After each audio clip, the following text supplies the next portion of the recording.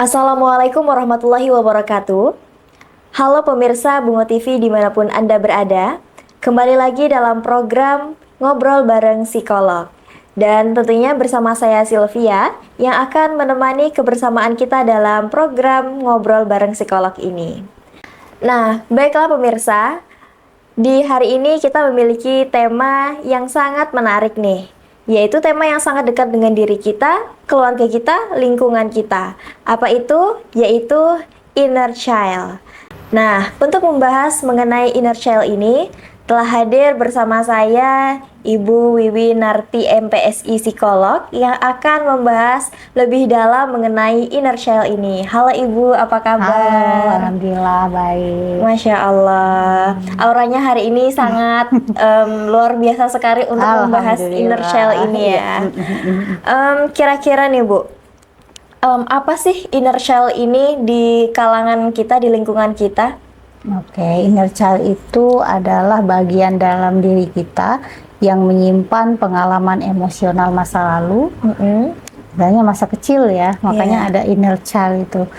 Baik itu pengalaman yang menyenangkan atau menyakitkan. Nah, ini terbentuk dari cara bagaimana kita diperlakukan dari kecil ya, apakah sering dimarahi, apa sering dihukum ya, nah atau malah sesuatu yang menyenangkan, sering diberi pujian. Nah, ini akan membentuk bagaimana perilaku kita ketika dewasa. Walaupun kita sudah dewasa secara usia, tapi inner child ini masih mempengaruhi kita sampai saat ini kita dewasa, gitu ya.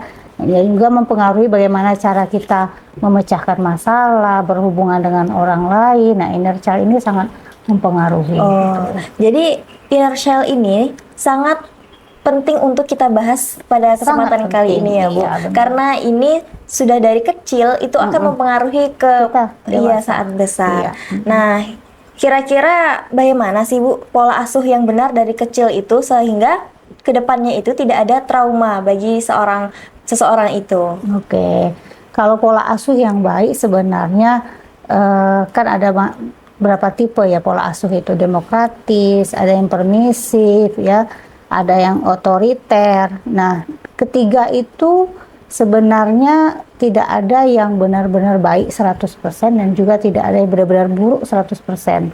Jadi penerapannya sebaiknya dikombinasi. Gitu.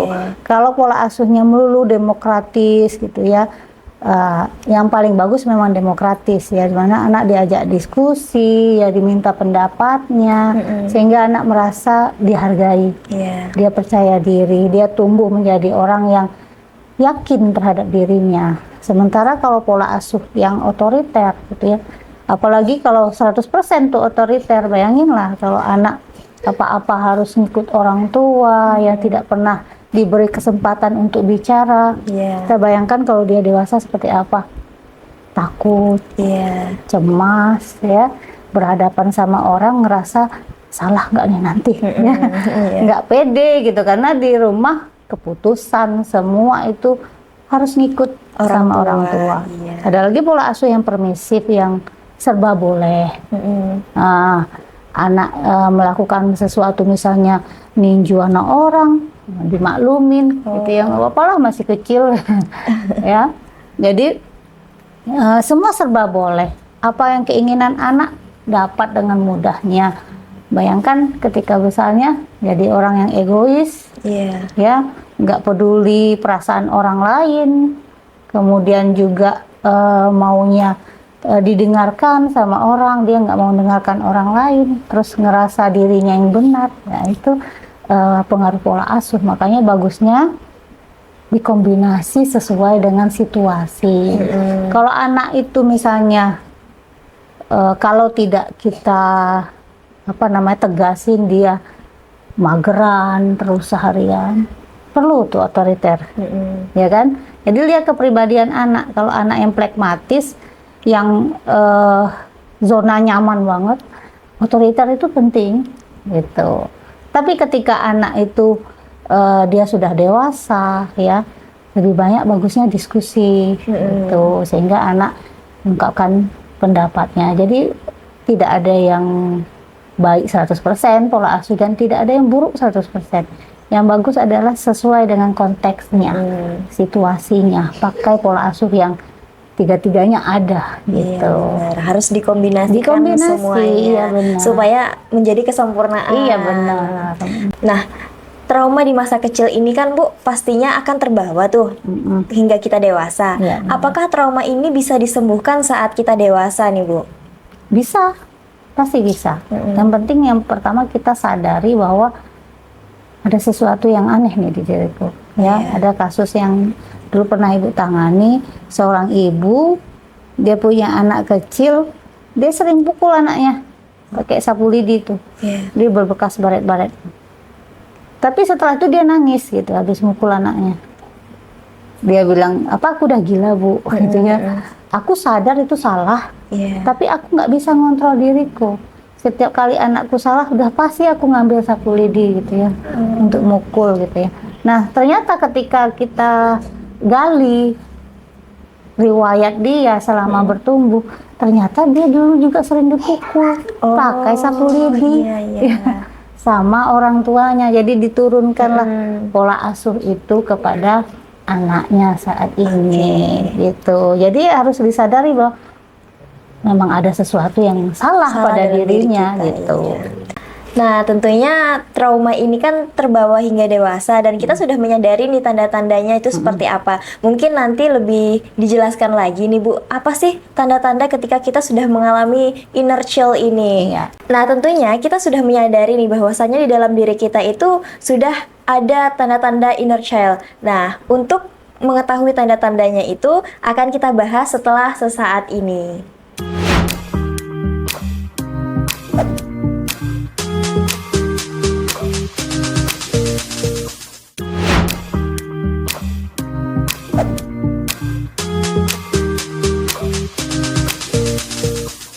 Baiklah pemirsa, kembali lagi bersama kami dalam Ngobrol Bareng Psikolog.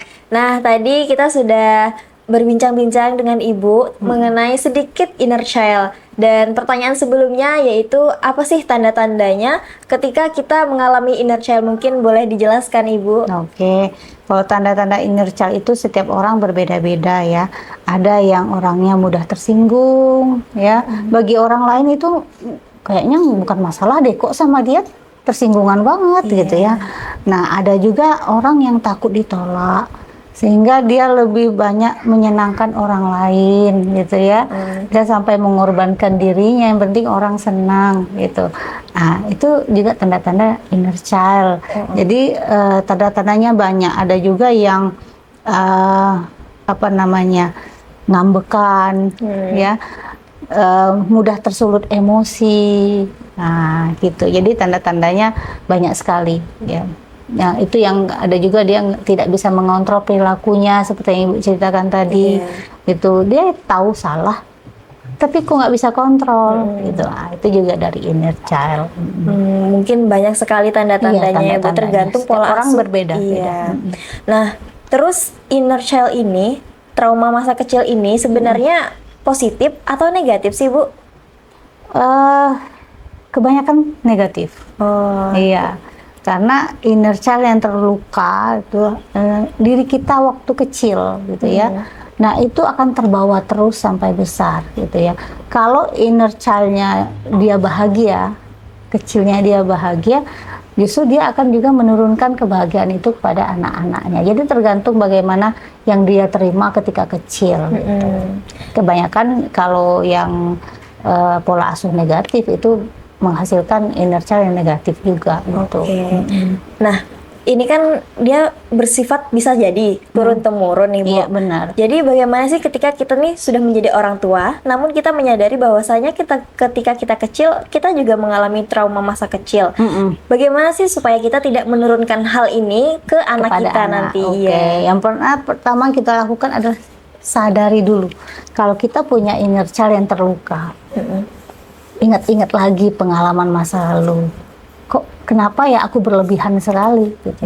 Padahal anakku ini kesalahannya kecil, tapi hukuman yang aku berikan tuh besar sekali, berat gitu ya.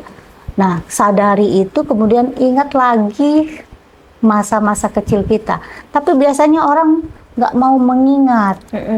Karena itu traumatis, nggak mau dia mengingat itu. Justru dengan kita mengingat, kita menyadari, oh aku dulu pernah diginikan loh ketika kecil. Nah, kemudian sudah disadari, maafkan.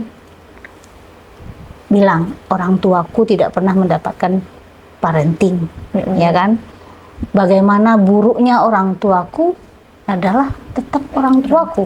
Jadi terima mereka apa adanya. Iya, mereka orang tuaku meskipun mereka buruk. Tapi aku bisa jadi diriku sendiri. Nah itu. Tapi kalau sudah susah ngontrol, itu perlu diterapi. Nanti terapinya itu sampai dia mengingat dia kecil, ya. Dia melihat dirinya yang kecil itu, berhadapan sama dirinya yang udah dewasa. Dia dada-dada gitu sama yang kecil yang itu. Berjanji aku akan lebih baik darimu. Terima kasih sudah kuat. Nah itu nanti proses terapinya seperti itu. Jadi dia bertemu pada dirinya yang kecil dulu. Mungkin dia lagi nangis. Nah, bayangkan posisi kamu waktu kecil, masa-masa yang sangat menyakitkan itu kapan gitu. Nanti dia bayangin itu. Dia lagi ngapa? Dia lagi nangis. Pengen kamu apain? Pengen aku peluk gitu. Nanti dia meluk dirinya yang kecil itu. Makasih ya kamu udah kuat. Sekarang aku adalah kamu yang udah dewasa gitu. Aku janji aku akan lebih baik dari kamu.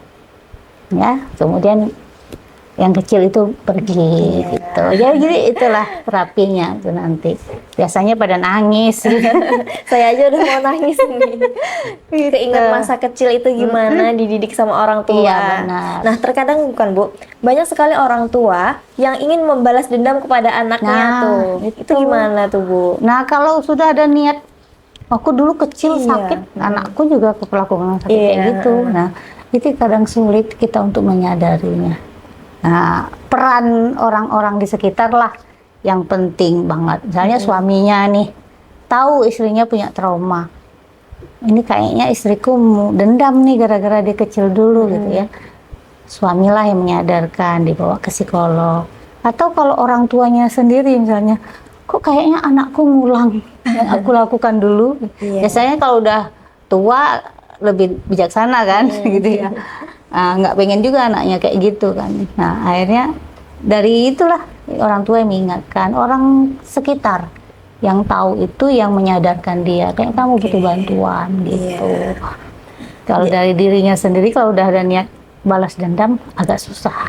Ya kan terkadang para orang tua, oh mama dulu dididik sama mbah kamu, nenek kamu itu begini loh, jadi kamu juga harus mama didik seperti ini. Nah gitu. Itu ya, jadi kita lihat efeknya ke diri kita itu baik atau tidak. Kalau memang buruk ya jangan ditularkan gitu.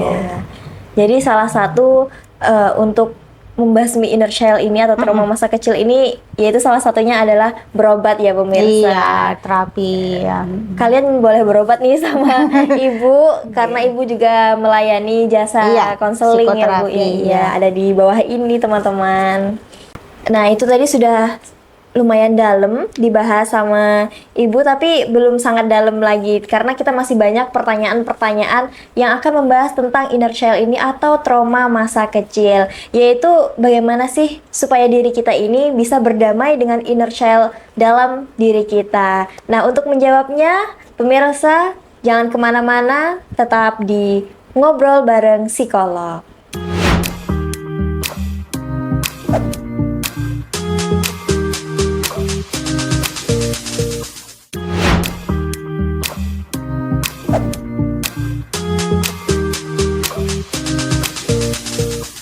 Baiklah pemirsa, kembali lagi dalam program Ngobrol Bareng Psikolog. Masih bersama saya dan Ibu Wiwi Narti, MPSI Psikolog.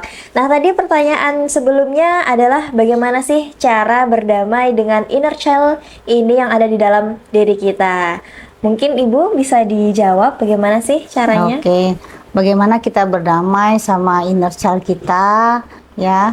Karena tadi saya katakan bahwa inner child itu bagian dalam diri kita ya, yang perlu harusnya kita terima ya. Pengalaman masa lalu itu jangan mengabaikan Nah, kalau kita berusaha melupakan atau menolak pengalaman itu, justru pengalaman itu akan masuk ke alam bawah sadar dan selalu mempengaruhi kita, gitu. Makanya orang bilang, kok aku pengen nangis ya, tapi kenapa nggak tahu. Iya benar, saya juga sering begitu. Nah itu ya, itu alam bawah sadar yang mempengaruhi. Karena kita menolak mengingat, kita udah lupa penyebabnya apa. Makanya pengalaman pahit itu harusnya kita terima, iya aku pernah diperlakukan seperti itu. Iya. Dan itu ngaruh ke diriku sekarang gitu. Nah, gimana kita berdamai? Seperti yang Ibu bilang tadi, cari hal positif. Ya, aku udah seperti ini sekarang, udah alhamdulillah. Berarti aku selama ini udah kuat gitu ya. Kemudian lihat orang tua kita. Orang tuaku yakin deh mereka nggak ada niat buruk. Cuman mereka nggak tahu tuh cara pola asuh yang baik. Mereka tidak terdidik. Nah, mungkin juga orang tua kita menurunkan pola asuh dari orang tuanya. Iya benar. Nah, itu pemakluman itu kita terima. Kemudian kita mencoba menjadi seseorang yang baru, pelajari tentang mengelola emosi. Ya, kalau aku lagi keadaan melo, apa nih yang bikin aku bisa bangkit lagi, misalnya dengan lagu-lagu yang memotivasi, ya. Kemudian mungkin juga relaksasi. Jadi kuasai cara menenangkan diri. Setiap orang tuh beda-beda. Ada yang butuh keluar sebentar gitu ya. Healing. Nah, kita udah ngadapin nih, misal sama anak udah mulai mau marah nih, kita harus sadar itu. Oh, nggak boleh nih. Iya. Nggak usah temu anak dulu, keluar sebentar. Ya, jadi ada setiap orang itu cara menenangkan dirinya beda-beda juga. Ada yang dengan aroma yang wangi aja udah turun tuh emosinya. Jadi cari itu ya. Apa yang bisa menenangkan kita. Ada yang butuh minum air putih aja, atau perlu juga es batu gitu ya, yang dikasih di mangkok, masukkan muka gitu ya. Itu juga bisa. Jadi memang perlu diuji coba. Apa sih yang bisa bikin aku yang kalau lagi mau meledak bisa turun tuh emosinya. Itu harus kita cari ya. Jadi ketika kita udah menyadari kita punya inner child, usahakanlah ya agar itu tidak diturunkan dengan tadi sadari, maafkan orang tua, kemudian pelajari bagaimana mengelola emosi. Iya benar.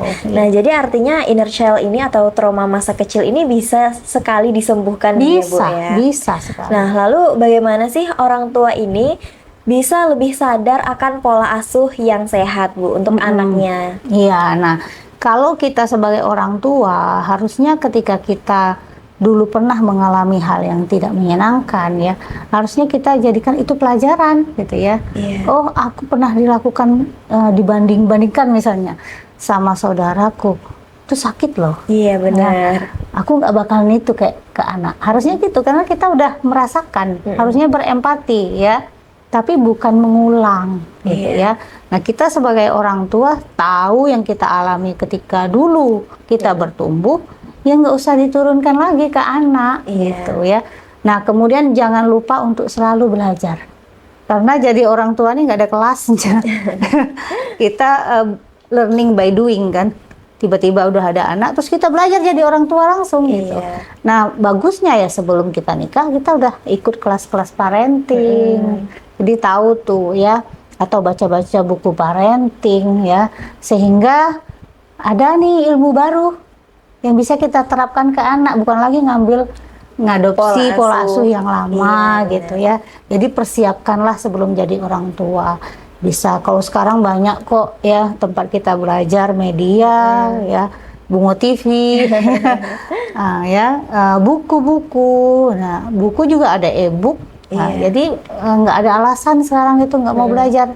Jadi insya Allah kalau kitanya aware ya bahwa pola asuh ini sangat mempengaruhi bukan untuk keluarga kita aja nih, negara kita gitu ya. Mulai dari rumah itu akan mempengaruhi sebegitu besarnya sampai bagaimana bagusnya karakter negara kita, gitu kan. Jadi mulailah ya. pelajari, rajin belajar. Iya. Gitu. Nah, terkadang ada sebagian orang yang bisa menyembuhkan trauma masa kecilnya ini sendiri. Namun ada juga yang tidak bisa menyembuhkan secara sendiri Iya, begitu, Bu. butuh pertolongan. Iya. Iya. Jadi, kapan sih seseorang ini sebaiknya mencari bantuan profesional gitu, Bu? Oke. Kalau misalnya kita punya kemampuan untuk menyembuhkan diri sendiri, itu sebenarnya bisa kok ya. Iya. Cuman seringkali kita itu dominannya adalah emosi, sehingga logika kita itu nggak hidup gitu ya. Karena logika sama emosi itu nggak bisa kerja bareng. Kalau kita ada emosi aja, logikanya mati gitu ya. Makanya kalau kita udah mentok nih, aku udah melakukan ini loh, zikir, misalnya disuruh zikir. Aku sudah melakukan apa juga, relaksasi, tapi nggak ngaruh gitu ya. Karena orang yang misalnya mengalami kecemasan, itu seringkali ya itu tadi logikanya itu nggak ada gitu ya. Atau berapa persen lah sedikit dia berperan, sehingga insight-nya untuk mendapatkan pemecahan masalah itu sulit gitu ya. Jadi kalau seandainya berdampak sampai kita itu menyakiti anak ya, bahkan mungkin takutnya bisa mengancam keselamatan anak gitu ya, ya harus segera membutuhkan pertolongan psikolog gitu ya. Jadi jangan ditunda-tunda lagi, kayak tadi yang mukul anaknya sering dia mukul, nah itu kan bisa kakinya bisa cedera gitu kan. Kalau perlakuannya lebih kasar lagi, meningkat terus, bisa mengancam keselamatan anak. Makanya kita lah sebagai orang tua yang sadar yang kita rasakan, kalau orang lain enggak. Iya, pasti. Ya, diri kita yang sadar, aku nih sering meledak, nggak tahan lagi, udah harus ke psikolog. Tapi kalau masih bisa dikontrol, aku tahu kok ketika aku emosi, aku cuma butuh tidur aja sebentar. Jadi nggak apa-apa. Ya, jadi nggak sampai dia lakukan ke anaknya, berarti kan dia bisa kontrol. Tapi kalau nggak bisa lagi, ya memang harus ke psikolog. Harus konseling ya teman-teman. Iya benar. Baik pemirsa Bungo TV, kita akan kembali lagi usai jeda berikut ini.